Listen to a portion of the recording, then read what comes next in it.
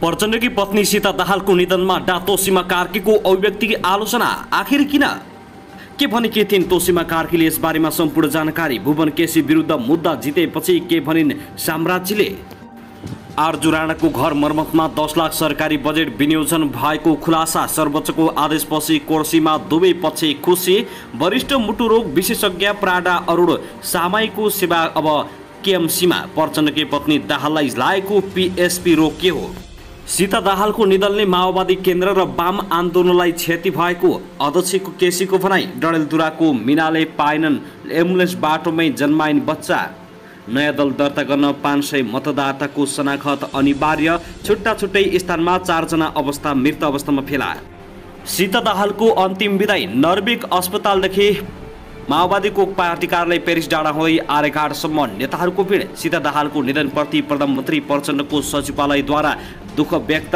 वर्तमान गठबन्धन राष्ट्रको हितमा छैन। एमाले उपमहासचिव प्रदीप कुमार गेवाली। 1x वेट प्रकरणमा पक्राउ परेका बल्छी ध्रुवे राजु मास्टर भटभटे माइला सहित 8 जना कलाकार 5000 धरोटीमा रिहा।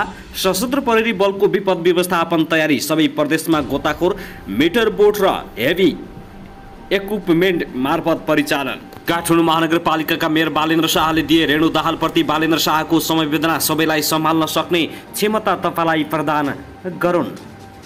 शीतलनिवासबाट मुटुरोग विशेषज्ञलाई बोलावट। जग्गा भाडामा लिएर धान रोप्दै विप्लव कार्यकर्ता। श्रीमती सीता दाहालको मृत्यु भएको 24 घण्टा नबित्दै प्रचण्डले गरे यस्तो घोषणा। राजनीतिमा अब कस्तो असर पर्ला? प्रचण्डको अब 2वटा छोरी मात्रै बाँकी। के विषयमा बोले त प्रचण्ड? यसबारेमा पनि सम्पूर्ण जानकारी आजकै समाचारमा। आमा बनेर प्रचण्डलाई दिएकी थिइन् प्रचण्डलाई सीताले साथ। पशुपति आर्यघाटमा सीता दाहालको अन्तिम विदाईमा ओलीदेखि देउबासम्मको जम्का भेट। सङ्कटमा जोगाउने र सबैलाई मिलाउने सीताको मृत्यु भएको माओवादी नेताहरूको भनाई। सीता दाहालको निधनमा भारतीय प्रधानमन्त्री मोदीद्वारा पनि दुःख व्यक्त। काठमाडौँ महानगरपालिकाका मेयर बालेन्द्र शाह विरुद्ध महानगर अगाडि विरोध प्रदर्शन। माओवादी केन्द्रको पदाधिकारी बैठक पनि बस्दै। र ललित निवास जग्गा प्रकरण। विराटनगरका 5 जना उद्योगी सम्पर्कविहीन। मान्छेको मुख्य शत्रु बन्दै सर्प। 5 वर्षमा 105 जनाले गुमाए ज्यान। कसरी बस्ने सर्पबाट? यसबारेमा जानकारी। भ्रष्टाचार आरोपमा 13 जना विरुद्ध अख्तियारले हाल्यो मुद्दा। अब हेर्नुहोस् पूरा समाचार। दर्शकबिन नमस्कार। युट्युब च्यानल नेपाली खबर मिडियामा तपाईँहरूलाई हार्दिक स्वागत छ। यदि हाम्रो च्यानललाई अहिलेसम्म सब्सक्राइब गर्नुभएको छैन भने सब्सक्राइब गरी नजिक रहेको बेल आइकनलाई दबाई हामीसँग जोडिनुहोला। दर्शकबिन सदा चाहिँ आज पनि हामी तपाईँहरूमाझ देशभरका विभिन्न समाचारका साथ उपस्थित भइसकेका छौँ। यो भिडियोलाई अन्तिमसम्म हेर्नुहोला। साथै कहाँदेखि हेर्दै हुनुहुन्छ, के भन्न चाहनुहुन्छ, तपाईँको मनमा लागेका प्रतिक्रिया कमेन्ट बक्समा छोड्न नभुल्नुहोला। दर्शकबिन के तपाईँ हाम्रो च्यानलमा नियमित श्रोता हुनुहुन्छ? यदि नियमित हुनुहुन्छ भने तल कमेन्ट बक्समा नियमित अथवा रेगुलर लेख्नुहोस्। नयाँ हुनुहुन्छ भने सब्सक्राइब गर्न नभुल्नुहोस्, ताकि नयाँ अपडेटका साथ हामी तपाईँहरूमाझ हरपल उपस्थित भइराख्नेछौँ। हाम्रा समाचारहरू तपाईँहरूलाई के कस्तो लागिरहेका छन्, जस्तो लाग्छन् त्यस्तै प्रतिक्रिया छोड्न नभुल्नुहोला। दर्शकबिन आउनुहोस् आजको पहिलो खबरतर्फ लागौँ। ललित निवास जग्गा घोटाला प्रकरणमा संलग्नताको आरोप लागेकाहरू पक्राउ पर्न थालेपछि विराटनगरका 5 जना उद्योगी व्यापारी सम्पर्कविहीन भएका छन्। शारदा ग्रुपका अध्यक्ष शिवरत्न शारदा, एसियन फुड्सको कारोबार हेरिरहेका राधेश्याम शारदा, श्रीनिवास शारदा र संविधान सभा सदस्य समेत रहेका पवन कुमार शारदा फरार रहेका छन्।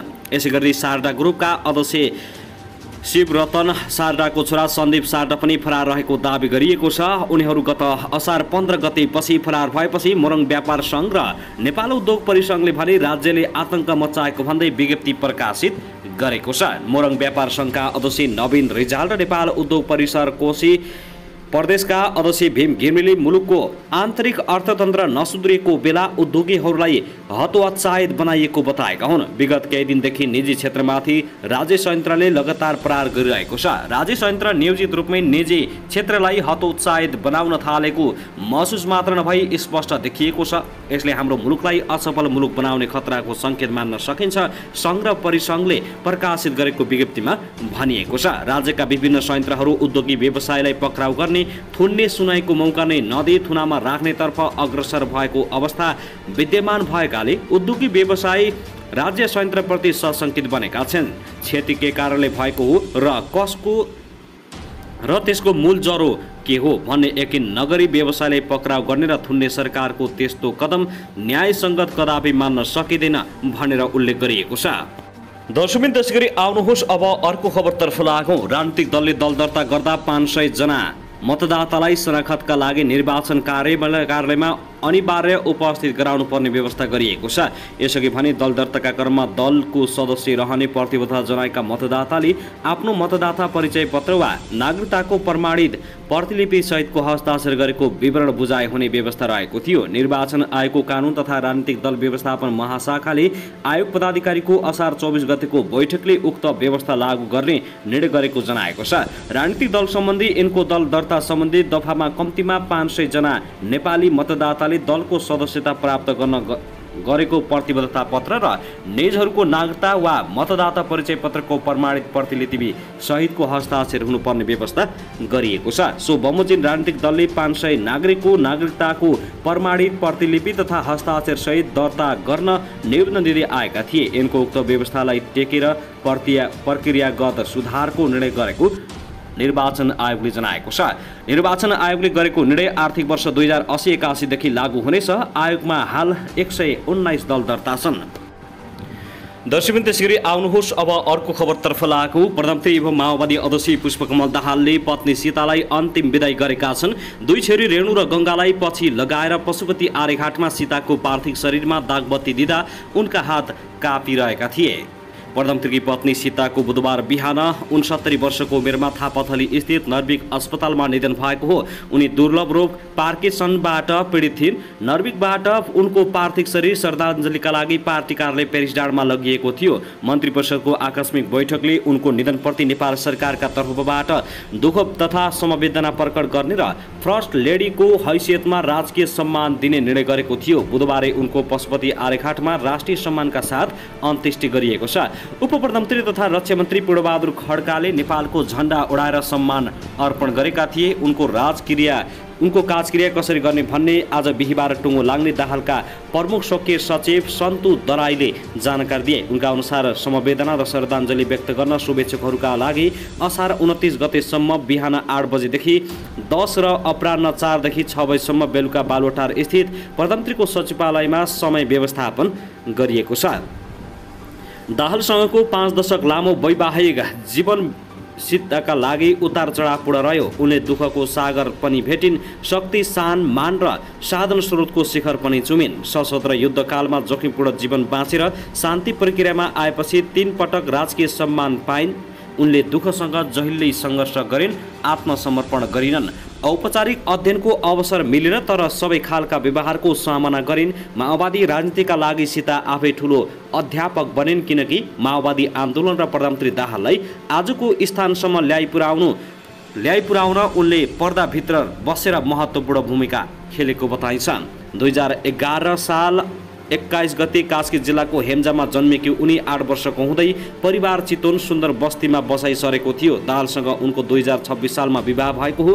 विवाह हुँदा उनी 15 वर्षकी थिइन्। त्यसपछि सीताको जीवनमा आरोह अवरोहका असीमित घुम्ती आए। परिवारका होस् या राजनीतिक हरेक अग्नि परीक्षामा खरो तरिकाले उत्रिन सफल भइन्। सशस्त्र युद्धमा कठोर दिनमा परिवार सकुशल रह्यो तर 2070 चैत्र 13मा जेठी छोरी ज्ञानुको क्यान्सरका कारण निधन भयो। छोरी ज्ञानुको निधनपछि पहिलोपटक गहिरो चोट लाग्यो।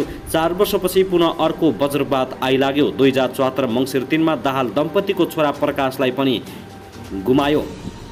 पुत्र शोकले शिथिल बनेकी सीता त्यसपछि सक्रिय भूमिकामा आउन सकिनन्। उपचारका लागि देश विदेश पुर्याए पनि निको भएन। प्रकाशको निधन भएकै अस्पतालमा सीताले अन्तिम सास लिएकी छन्। सीताको पहिचान माओवादी केन्द्र सल्लाहकार र प्रधानमन्त्री दाहालकी पत्नीका रूपमा छ। उनी सांसद, मन्त्री वा अन्य राजकीय भूमिकामा भने रहिनन्। तेस्रो पटक प्रधानमन्त्री बनेका दाहाल केही गरेर देखाउने अठोटमा छन्। उनी प्रधानमन्त्री बन्दा सीता अर्धचेत अवस्थामा थिइन्। पार्टी महासचिव देव गुरुङले जारी गरेको शोक वक्तव्यमा सीताको निधनले सिङ्गो पार्टी स्तब्ध भएको उल्लेख गरेका छन्। सीता दाहालको निधनबाट पार्टी जनता र राष्ट्रका लागि अपूरणीय क्षति भएको छ।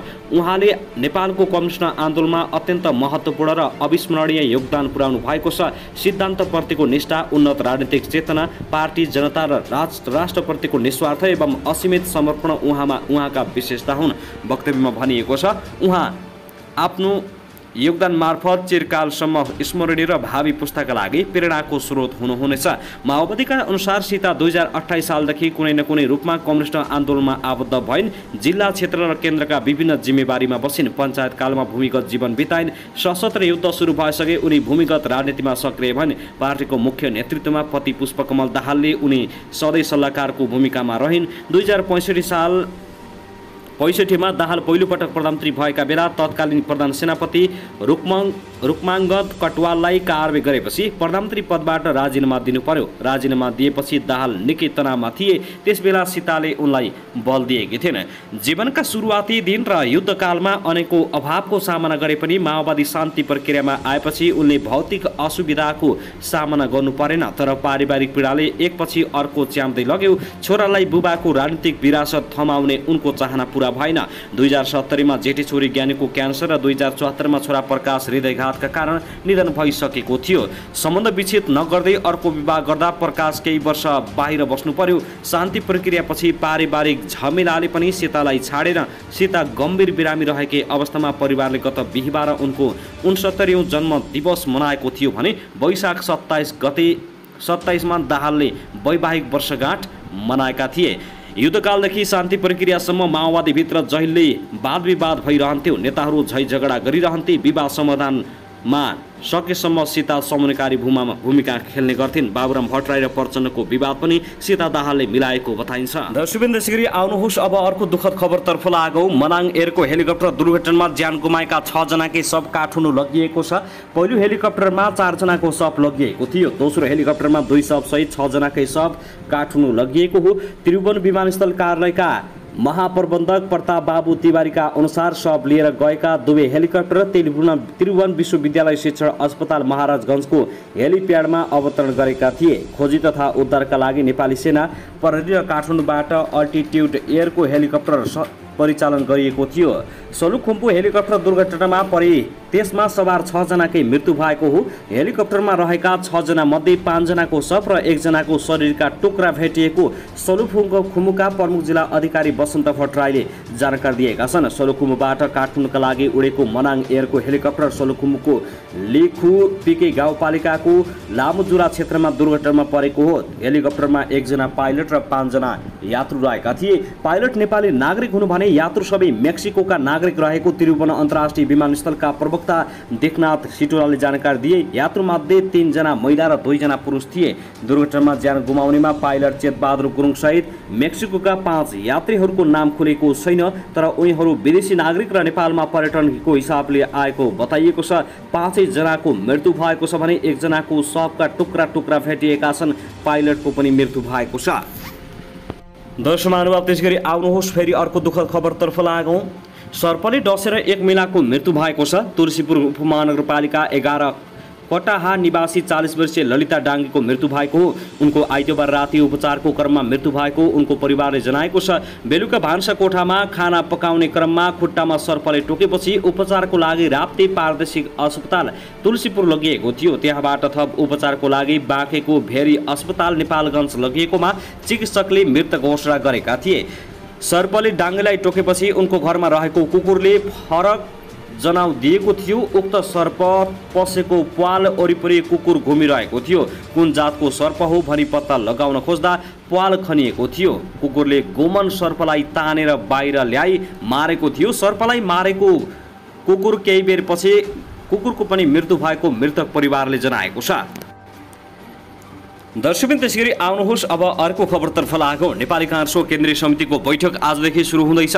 झन्डै 1 वर्षदेखि बस्न नसकेको बैठक आजबाट पार्टी कार्यालयमा सुरु हुन लागेको हो। बैठक सानेपामा दिउँसो 1 बजे बस्नेछ।